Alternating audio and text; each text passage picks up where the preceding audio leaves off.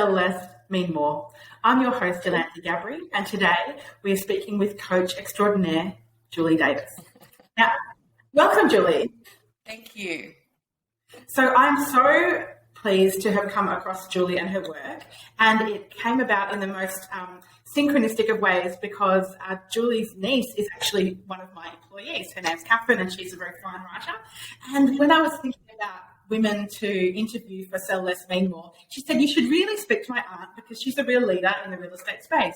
And as anybody who has listened to Sell Less, Mean More will know, Ruby Assembly love the real estate space. So welcome, Julie. We're so pleased to have you with us today. It's really lovely to be here. So thank you for the invitation. I'd like to know, how is it that you help people? I hope I help them on many levels. I guess would be probably my pre-frame around everything, but my experience that I bring, particularly in the real estate space, I was a real estate practitioner for many, many years and then worked with one of Australia's top real estate coaches, Michael Shigold. And then for the last 11 years, I have had Agent Dynamics. And we work predominantly with business owners. And how we help is how we help them build great teams and work with them through in terms of who is the right person within that team, but also strategically on the level in terms of how do they lead, motivate and manage their teams as well as working on an individual basis with clients. And so the last 11 years, Agent Dynamics, that's your own practice, that's your own business, Julie? It is, yes. And was it a really natural segue from collaborating with someone like Michael to running your own practice? How was it becoming your own gig, your own brand? Yeah, so we found that my then business partner, who's just retired on the 1st of July this year, so I'm flying solo in many ways. We really found that, sadly, there was such a high turnover in our industry, in the real estate industry, second only to hospitality. And so I became accredited and worked a lot in the profiling space. And to give some indication, number one is how can that person have the best possible experience going to an organisation in terms of, them being a really great fit for what they're doing, that it's going to be their happy place. It's going to be where they actually got a high level of contribution. But in the terms of a business owner, whether that might be someone that is going from a solo practitioner to building one person in their team, or whether it could be a multitude of people. Now, we've often seen, and I don't know if it's true for you, it's certainly for me, we've all done things in our life that we can do in terms of a skill level. But in terms of it being a happy place for us, not necessarily so. So we would turn up and we have what I call full pockets, empty heart. And when you have, your team that are turning up just for the pay packet, they're not really adding a contribution.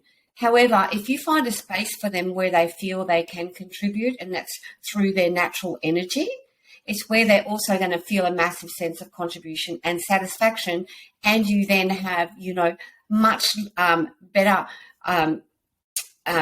activity within the team in terms of them being more focused, more alert and engaged, and they tend to stay a lot longer too because they feel like they're making a meaningful contribution. So that I guess is the cornerstone of what we do, and which is around all of the coaching that I do, because for me, I need to know what sort of client I'm working with. I need to know what their natural flow is and how I can help them to understand that and to dig into that and be able to get the very best from themselves. So given that you have been a practitioner and a coach in the space, your knowledge of the real estate category is really deep. And I have, in a similar way, been working in both as a real estate practitioner and then adjacent in that industry. Yes. With my professional life. And I think that even in the 20-odd years that I've been within the industry, I've seen culture slowly start to change. I'd love to know, because you will have been in the industry for a longer period than I, how would you discuss the change that has happened and has impacted positively on the industry? I think there's been a lot of positive impacts. There have also been people who are very slow to adapt and to get out of their pre-COVID model. And because we know that COVID changed a lot of things dynamically within a business. And I think it also gave, like for the property management sector, I think there's something around 38% of property managers say that they're going to intend on leaving the industry within the next 12 months. That's really critical in terms of, number one, at the moment, trying to find someone to go into that industry is very, very challenging. And so it's fairly competitive out there. And typically what we're finding in the recruitment space, even though I'm not a recruiter, but it's coming back to me, is that if somebody is to leave an organisation and they give their notice, they then offered a whole lot more money to stay. Now, we know that money is not really a long-term motivator for someone to stay, but where environmentally is the biggest reason why either people will go to a role or why they'll leave a role. And what that really equates to is, how is that person, what is the culture? And we talk about values alignment. So I think there's three really key things that I talk about, which is align, amplify, and activate. So this is on both sides of as a business owner. When you're looking to bring somebody within your organisation, the number one thing, the most important thing is the character of that person, and looking, is that person a value aligned to what we stand for? So like at Ruby Stanley, is that person going to be a really great fit within the organisation? And what is the talent that we can amplify to create a better client relationship, a better value for our clients, but also inwardly with the team. And that person, and that's where we work in terms of, we can indicate in terms of where is that person going to maximise their contribution. And then have an environment where that contribution is activated. And that's facilitating where people can bring their very best to the table. So that's the foundation in terms of anyone in any team. It's really, really important. And then, of course, what's important from that is to have a process where they do feel supported, particularly where they're accountable as well. I think for any business owner, I think it's really important that we have a level of accountability that will stretch our team to go to the next level and to really, to be the best version of themselves. So I think that people, coming back to your question, people are a lot more, when they're making decisions, that they really will factor in a lot more things of what they particularly want. What are the opportunities? What is the culture and that? Or is there another career path they want to take? And that is definitely a big hit for our industry at the moment, whereas we've had people that have been in our industry for a long time, that it becomes a burnout or a stress decision where they decide to change industries. So the culture in which you have your people and to keep and retain really good people is absolutely essential.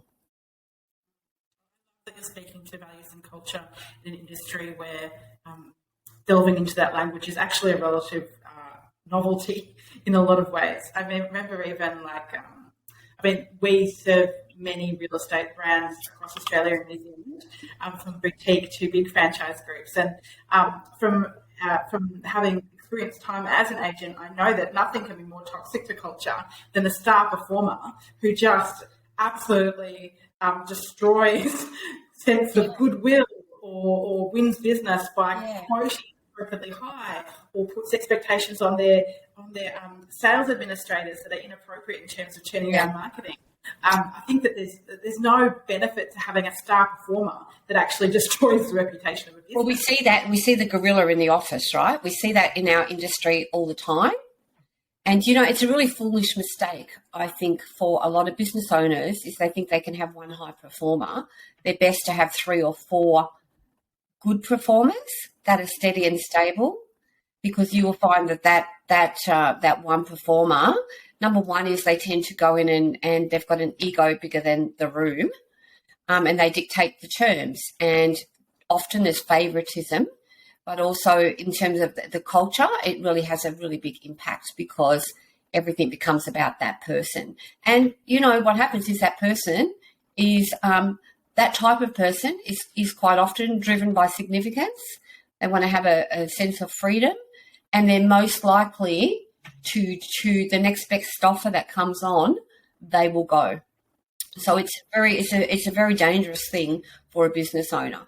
I think what's the most important, one of the most important things, and I just had a call with a client I've been working with in Melbourne, and I did 2 days with him, and we worked a lot on in terms of making sure that we had the right people in the right roles, but also what are the standards within that business. And I had a call with them yesterday, and they've made really great progress because everything they're doing now, they're saying, what is the standard around that? So one problem that a lot of business owners have is giving accountability to the team. Now, if you have standards around everything that you do, whether it's how you answer the phone, how you turn up for work, how quickly is something responded to, every single facet of the business. So when there is a problem, the conversation only needs to be, what's our standard around that? It's either met or it isn't, and it was either then becomes a will or a skill situation, and there is only 2 reasons why people don't do something. And the first is that they've made a conscious decision not to do it, and the second is that they don't have the skill level to do it. So it just makes it so much easier. But I think, just having that monthly performance review for a client, for a team member is absolutely vital to both parties. Yeah, and I think that, many principals who end up as business owners, they may, you were talking a little bit about having a full pocket empty heart earlier, which I really love, this beautiful phrase, Julie, about, a principal may have a skill at being a great auctioneer, they can list their pants off, but it doesn't mean that they have those different skills within management. And, you grow to become a business owner through the process of turning up and attempting to manage and to upskill, but it's not something that is intuitive. And I have found that in many of the businesses that I have not enjoyed working with in the real estate category, it's because of that gorilla in a suit who becomes the principal, who doesn't understand culture and isn't really a nurturer. And one of the things that I really am enjoying about observing in the real estate category is that slow about face. We're given different people to admire as leaders in the industry. So Samantha McLean's work with the Lead Agent magazine in presenting us with different kinds of people and diversity in our industry. Yes. So I always remember feeling like when I was in real estate, being taken to these marquee events where there were incredibly high-performing male practitioners, and they'd talk about their absolutely bonkers prospecting routine, which sounds completely almost impossible, particularly if you had a child, if you're a woman. Some of the things they said that they were doing would not be able to achieve. But moreover, I've been looking at these blokes and I've been thinking, okay, you're making a lot of calls, but you have 4 ex-wives and 8 children. That's exactly right. Is that a measure of someone I admire? And I can patently say that it is absolutely not.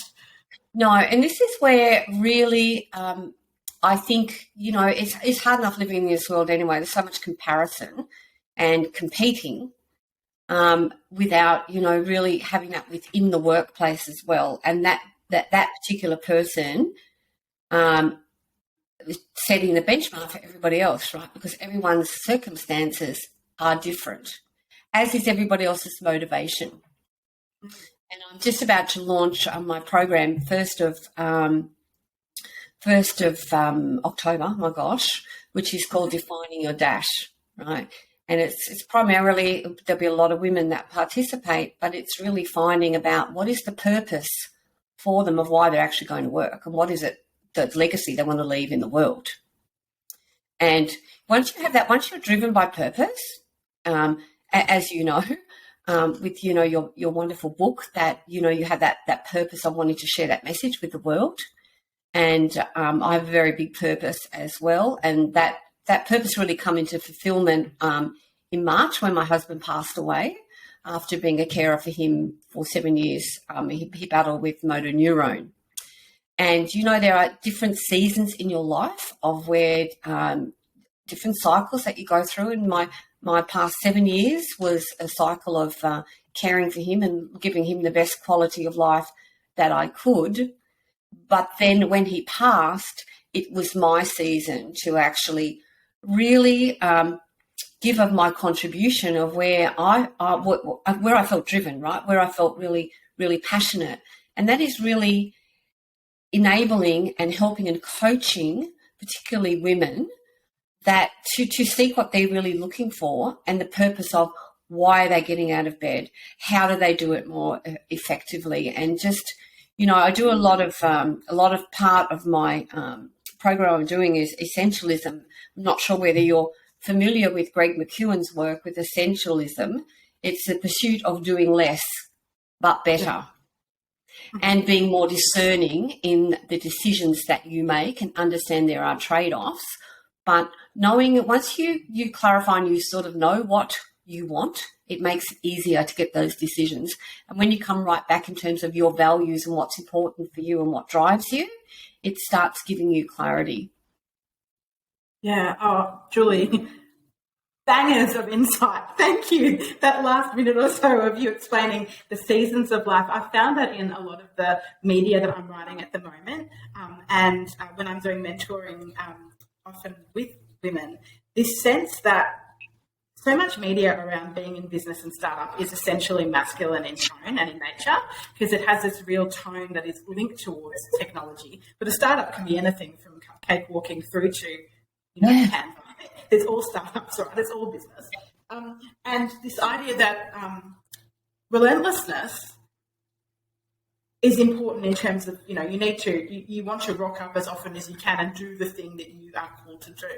But nothing flourishes eternally. And every time we go to the garden, we see that in nature. The jasmine is fragrant and it grows heavier and heavier and heavier and more beautiful until it cannot bear its weight. And then it needs to go into a period of fallowness. And I think that, when I speak to other of my peers who are also entrepreneurs, when we're feeling really cooked or we feel like we're not doing well in our business, inevitably, Julie, when I check in with my peers, it's pretty much to say, are you tired? Do you need a week off? And it's not softness, it's actually acknowledging that the natural world of which we are part. And I love that idea about seasons. That's deeply wise. And I think that so much of that kind of language is typified as feminine and thus excavated from the real estate dialogue. We get caught up in the capability trap, don't we? That do more, do more, do more. I'm better if I do more. And that you go to bed exhausted every night. But it's really about really looking at what, we're not on this earth for a long time. It's a finite game, right? But sometimes we live like it's an infinite game, that we're going to be here forever and we can always do those things. And I'm just in the middle of reading a book which is called 4,000 Weeks. I'm not sure whether you've heard of it or not. But it is that if we live to the age of 80, so from 0 to 80, it equates to 4,000 weeks. Right, which is not long. And I did the math, right? I just went to level 62 in July, and which means I've actually used up, I think it's 3,470 of my 4,000 weeks. Yeah. So I think I've got last Monday I had 270 weeks left. It's like memento mori. It's that awareness of death. It is, and it's very confronting, right? And I did the numbers for Pete. He was 71 when he passed, and his life cut short from what they say would be the expected by 1,286 days. Now, on the day that he passed, and he never ever was a victim of his diagnosis. And in fact, he was told he had 2 years to live, and he lived out to 7 because he just wouldn't accept that. But the day that he passed, the only thing that he had to say was that he felt cheated, right? Cheated of life. Yeah. And on that very next morning, I really made a promise to him and to me that I would not take the rest of my days for granted, hence defining the dash. But, to actually, not live through fear or judgment or, there's so many things that we can achieve but we don't achieve for fear of judgment. And our biggest critic is ourselves, right? Because we sit, that roommate that you've got in your head, right? He's like, oh, you can't do that. You're not good enough. All of those things. So it's a battle. So it's really changing that language. Yeah. But it is like going, okay, now I want to make a decision and I'm going to commit that, I'm going to really focus on what gives me joy in life. Not be in a job that makes me unhappy, but to be able to give contribution to others. And through giving contribution to others is the greatest contribution you can give yourself. Because that speaks to that idea of legacy that you were discussing earlier, right? Absolutely. And I think, you've got you've got your family now, and as a mum, you're a role model. And for me, it was always really important to bring up my girls to be really independent, and they're just amazing human beings. Just ask Catherine; I'm sure vouch for her cousins. But I think as women, it's that legacy, but it's a legacy that goes further. It's what does your heart want to, contribute. And when you talk about your 100 days of brave, that's about what your heart wants, right? But it's also being able to facilitate what are those, that I guess that skill part and what is, or the resource part of is that you've got a passion to build a business, but there are certain skills, there are certain, people that you need to help you, and it's being aware of that and being really smart, but never lose sight of your vision, but just always have the right people mentoring you to take you on that journey, because you'll get there a lot faster. And also that idea of the 4,000 weeks, Julie, if we think that we have an infinite timeline, we might use our time not as wisely by attempting to learn how to be an expert in everything. Mm. And that's not actually the best use of time. I certainly find that as a business owner, if I feel like I cannot be if I don't have the interest in being an expert in that field, or I don't have the time, then somebody else does that. And that's okay. Exactly. And that's working smart, right? That's working smart, right? And that's why understanding is what is it, where is your contribution overlaid by your skill set. Number one is you're always going to get the very best results, okay? If you are what we call in flow, right, that's where you're most naturally going to, and the easiest way to create results. Mm. It's when you're doing things that are out of flow for you that they take 10 times longer, you're not as effective, and it's really not going to serve you. So you bring those people into your business. So I am like anything to do with any what we call refining energy, which is all detail and process, and I am not your girl, right? I was behind the door when that was given out. So we have an incredible team member, Marielle, and she does everything back end for us. And so she's offshore, she works 40 hours a week. And she's incredible of the value that she brings, but it's in her flow. Yeah. And I have, other people that support me to do what I need to do within the business, my practitioner work or my generating, that sort of thing. So it's really everyone being in their flow and knowing what that contribution is. One of the things that has just popped into my mind, courtesy of that conversation, Julie, is I was in a discussion the other day about 100 Days of Brave, and it was a conversation with a journalist that was generally speaking about choosing your hard in business. Like everything's hard, like everything has an aspect of difficulty. So we choose our hard, right? And then if you choose your hard, that's a choice that you've made, and you're like, well, no, this is what I've chosen. This is the crack that I'm going to have at life. Yeah. And one of the things that I'm finding that I'm returning to again and again as a concept is that example of nature and nothing flowering all year.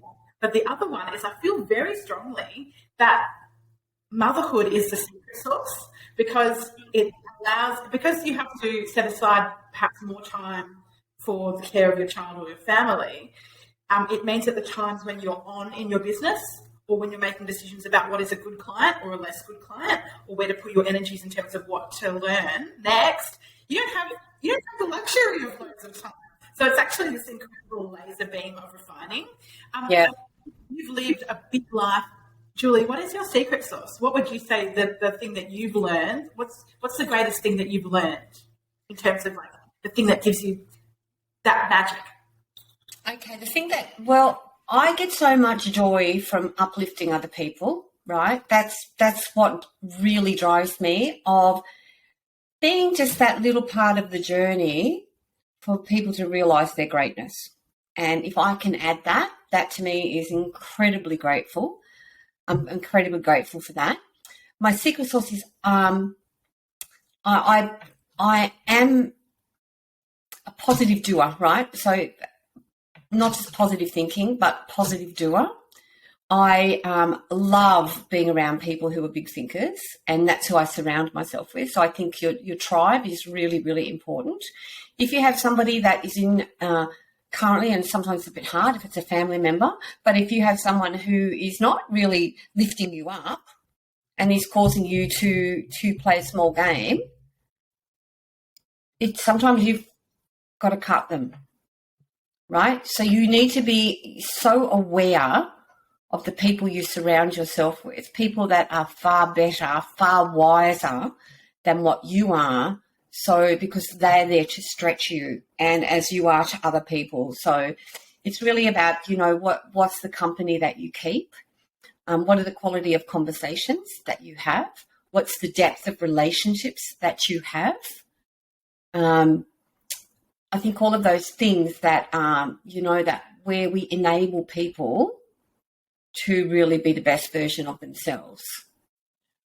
I've so enjoyed our conversation today, Julie. I think that the nuggets of knowledge that you've given about being passion and purpose driven speak directly to the idea that sell less, mean more encapsulates. It's not about being in the hustle. It's about doing something that you want to do and spending your time in a meaningful way so that you have a legacy that you can be proud of. Yes. I'm really looking forward to reading your book. Or is it a course or a book? It's a course, but we'll have lots of things that are going out on that. It's called Defining the Dash. Is that correct? Defining your dash. Defining your dash. So we will include links to Agent Dynamics and Julie as she exists on the interwebs in the show notes for today and in this live YouTube recording. Julie Davis, thank you so much for spending time with me today. I really appreciate it. It's been an absolute pleasure.